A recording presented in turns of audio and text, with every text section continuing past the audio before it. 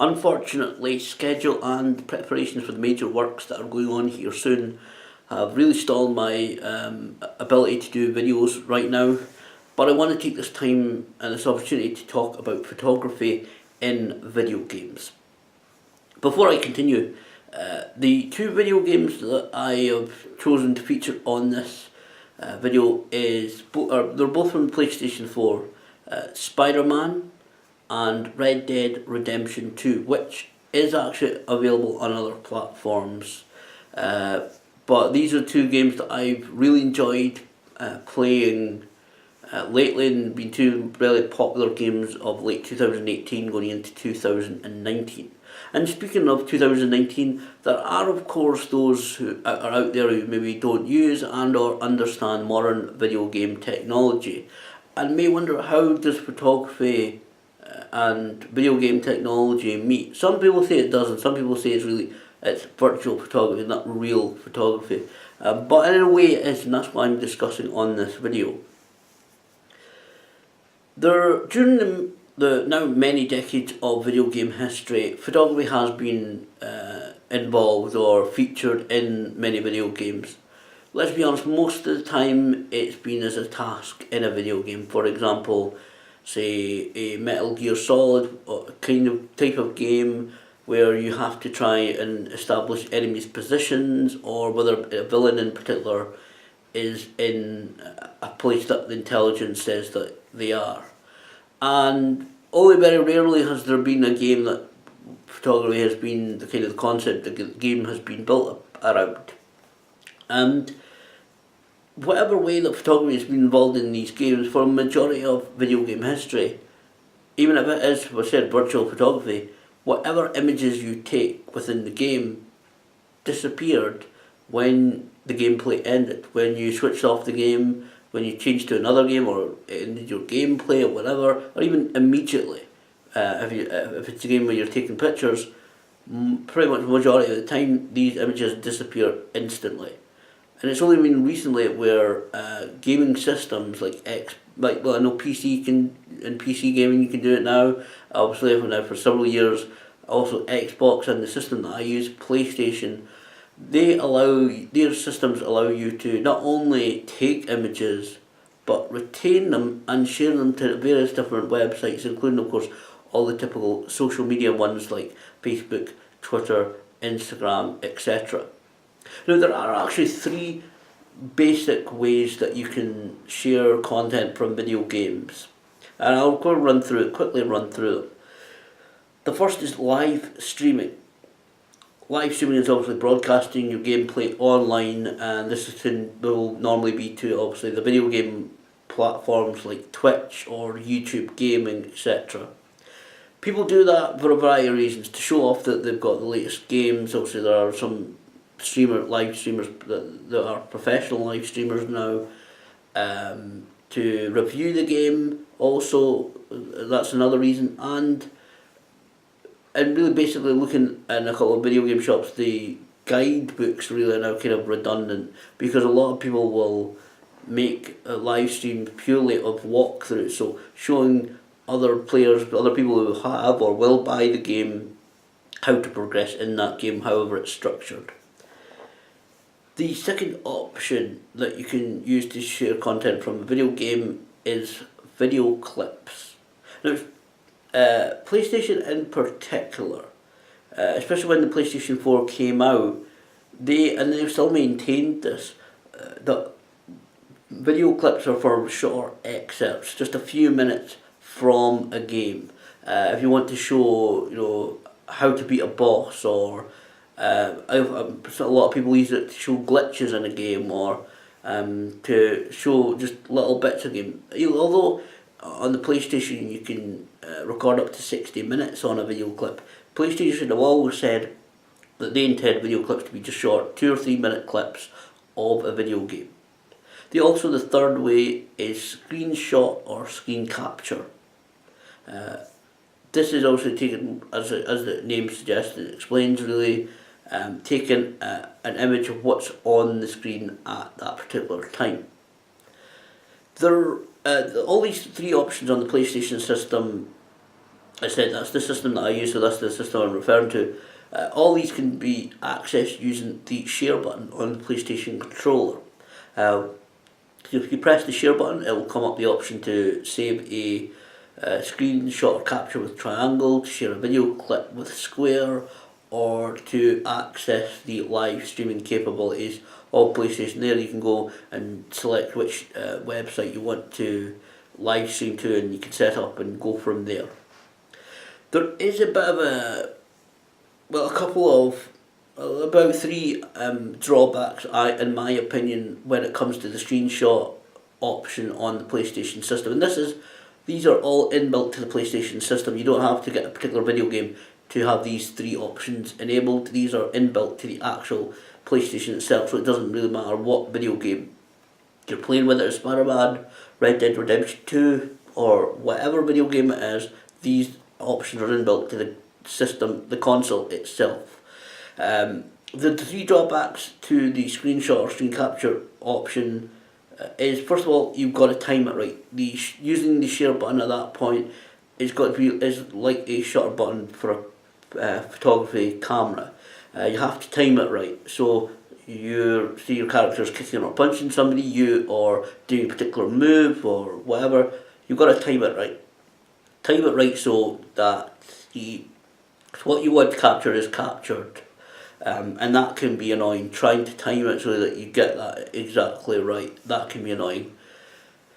The other disadvantage of screen capture is that, obviously, like I said, it takes us an image of the screen, so any icons that is on the screen at that time, health bars, radar system, or any other icons that pop up onto the screen, if they're there when you press the share button, they'll be retained. So even if you could get a great shot of, say, a villain standing over the hero or whatever it is, it can be kind of ruined by a big, and you get it on the PlayStation, you can actually disable it as well. But when you attain a trophy by, say, clearing the level, that can come up as well. So you may look a really good photograph or image, but then you've succeeded in attaining a trophy right on the screen, which can kind of ruin your images sometimes. The third disadvantage, in my opinion, is that these are all JPEGs. Now I understand modern video game technology, but RAW files, and I don't know whether we'll ever see it in the future, but RAW files for an image are more editable. You can edit them more, but the screen captures that you save, and I think it's the same with actually the photo modes that I'm going to talk about in a minute. All of these are JPEG, so you kind of limit, that's kind of another disadvantage, you're kind of limited on the amount of editing you can do to the images.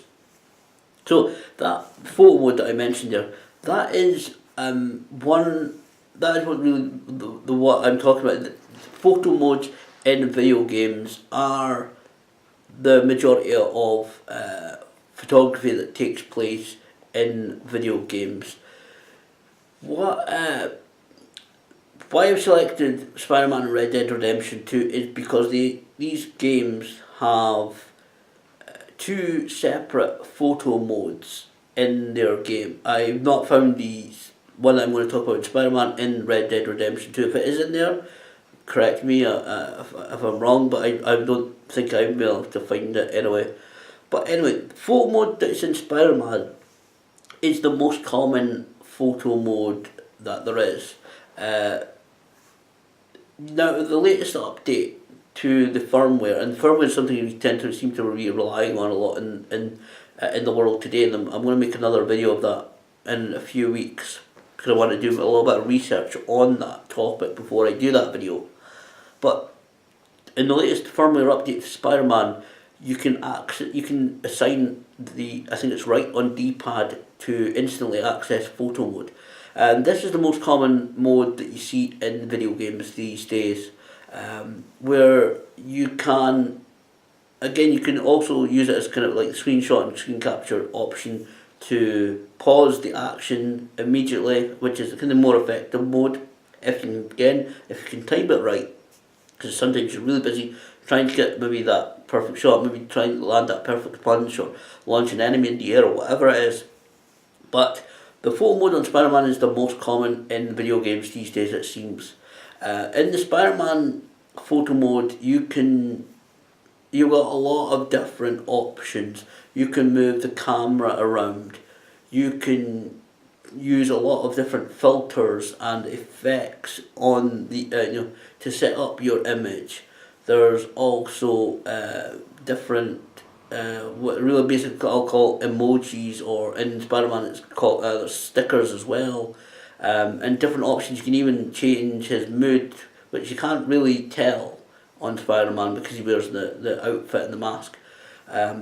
But you can use a lot of these different options on the Spider-Man photo mode to customize the image that you want, or make it as close to the image as you want. And there's also different frames available in Spider-Man as well. There's so many different options that you can, so you can pose them how you like. You can you can look and you can study the image. You can get them. You can make up your own Spider-Man cover. You can have it like framed on the wall. There's just so many different frames and different options in the Spider-Man photo mode that you can use to easily customize and pretty much make the photo or the image that you want to be left with, and at the final, after you've finally edited the image the way you're doing. There's so many different customizable options that you can pretty much make it almost pretty much as whatever way that you want to. And that's the most common form, even in sci-fi games and fantasy games and different world games. There's lots of different video games that have that type of photo mode where you can add stickers and emojis or different filters and effects to that. I will say that I do kind of like it when photo modes or photography is included in a video game, because on Spider-Man you can also take photos as Spider-Man to unlock collectibles. You can take photos of landmarks and secret photo ops as well. You can do that as well, but those images you can't really capture unless you go into the photo mode and try and kind of recreate that photograph. If you go immediately into photo mode from the place you are, I'm sure you can probably. There are probably people out there that you say, oh, you can do this, you do that, and use the photo mode this way and that way, and therefore you can kind of like, for instance, in Spider-Man, I'm not explaining it properly. Most likely, I tend not to do that. But in Spider-Man, you get points and you can access more collectibles by taking photos of landmarks. So places like Madison Square Garden, the Empire State Building, there are various different places. So you can go as Spider-Man, you can take photos and access more collectibles in the game. And using the photo mode, I'm sure you can kind of, as you're taking those photos, if you access photo mode immediately, you can probably kind of take a photo of that from pretty much the same angle, the same view that you may be liking. So you can see a different photos, and I do like when Peter Parker was a photographer with the Daily Bugle, and that's how he started earning money by selling pictures of Spider-Man, obviously, which is himself, to that newspaper, and eventually ended up working there. In the game, he's now working for Dr. Octavius, but I like it when if a character's background or there's photography involved in that character or part of that character's kind of makeup, that photography is involved in that. But you see a lot in very much majority, I think, of video games have photo modes now, especially, and that's partly to do with the rise of people walking around with their mobile phones, with the amazing technology that we have right now, with mobile phones. Some of the cameras, although they're not using the kind of actual real life physics that photography cameras do, with things like aperture, it's more kind of electrical simulation kind of thing. that's why we see the kind of photo modes still in video games, because there's been the rise of using emojis and like things like Instagram, Facebook, Twitter, all photo or image capable websites. So that's why you can continue to see so many photo modes in a video game. And I've not forgotten about the other photo mode as well, which is in Red Dead Redemption 2, which is why I kind of selected these titles, these games to feature, because it's rare that the photo mode that you see in Red Dead Redemption 2 occurs. I'm researching like say every game, but in Red Dead Redemption 2, for the character of Arthur Morgan and later on John Marston, you can within your items in the game you actually have a camera. Now Red Dead 2 is based in the year 1899, so it's obviously a very inaugural kind of very early camera. But in Red Dead Redemption 2, which is an open world game, which is fantastic. Obviously, these open. I think a lot of games are. I don't even know whether the open world kind of genre really exists, because a lot of games are that way nowadays, where you don't go from level to level, area to area immediately after you complete the mission. And Red Dead Redemption 2, like many other games, like Grand Theft Auto for example, you have the option, if you wish to do so, during the time between missions, or if you wanted to stop between missions, to explore the whole map and the whole area that you're in during the game. And on Red Dead Redemption 2, like I said, you have a camera, so you can literally wander around, or I actually suggest stagecoach, train, or certainly getting on your horse, because the map is so huge. So I'm actually exploring the edges of the map now, having completed the game, because certain areas I didn't really want to go into for the first playthrough, I may risk it on the second playthrough of the game. But you can go right the way through the map, however much gameplay area you have in a game nowadays. Certainly Red Dead Redemption 2, you can wander around to your heart's content, taking photos, upload them to the Rockstar Social Club, again, all the typical social media, different websites that are available. So that's more rare, I think, in games these days, to actually have the character physically have a camera, and for you to look through the camera, you access it, for the character to actually physically bring out the camera and then kind of raise it up, and it's more like I said, real life photography. And I said a lot of people say this is virtual photography, it's not really photography in video games, but that's certainly more rare, that second option of photo mode, or second version of photo mode, of actually your character physically carrying a camera. I think it's more rarer than the photo mode on the likes of Spider-Man. But like I said, that's the real reason why we continue to see photo modes, is because of the popularity of mobile phones with cameras and taking photos with your mobile. And a lot of the companies, obviously, and again, it's going into a different subject, but a lot of mobile phone companies will say that the cameras that they use are just as good as, which they're not, in my opinion, or as good as like the Sonys, the Nikons, the Canons of the world. They're not really, in my opinion. But that would say there's been billions of photographs are taken worldwide, obviously these days, and the large majority of them, I think, are taken with mobile phones, etc. So that's why we'll continue to see photo modes involved in video games. I will very quickly say why we do see a lot of it, and I think part of the other reason, very quickly, that we continue to see photo modes include, and really photo modes and the ability for all the three options of sharing content from video games that I talked about earlier, live streaming, video clips and screenshots, still being made available on games consoles, is because obviously it's advertising, it's free advertising for the video game companies, and whether it be, obviously the games consoles are useless without the games being really good, so people will play on them. They won't. I mean, obviously, if you think, like say, a Dreamcast was no good, or a Master System or a Mega Drive was no good, most of that is probably because the games that maybe you played on it, or the games that were available on a particular games console, not just keeping it to them, but you may have not enjoyed a particular game's console because maybe the games that were available for that system weren't very good.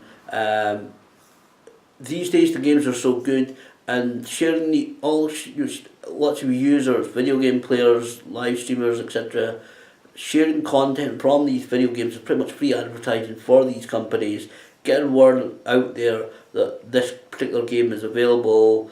Now, you said that's how a lot of advertising is done these days on like social media. So the companies allow this because it's getting word out that their products are out there, they're available. So people can see, oh, people putting up clips of Red Dead Redemption or Spider-Man. Oh, they look really good games. You know what? I'm going to go and I'm going to invest in a copy of Spider-Man. Might even get the DLC, get Red Dead Redemption 2. Might even play on the online system. You know, it's all free advertising. Mouth to mouth is still the most efficient way of advertising. And people will say that, oh, social media and YouTube and Twitch and the Facebook and Twitter are not really mouth to mouth. It's really mouth to mouth or fingers to fingers, really. But it is the reason why we will continue to see photography and allowed in games and all these options of capturing and sharing content and retaining content from video games is because, again, it's got free advertising. So there is a lot of photography in video games. I don't see it ending because there's so many advantages to the games console companies, the video game companies, and advertising and revenue generating avenues that they have, and sponsorship deals and all that kind of things. Well, so many things I can go into.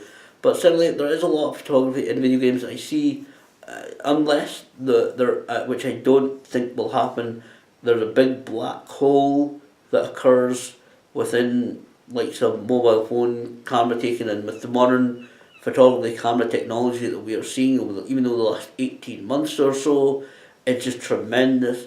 I certainly see this trend of at least some type of image taking, or some people call it virtual photography, in video games continuing well into the future.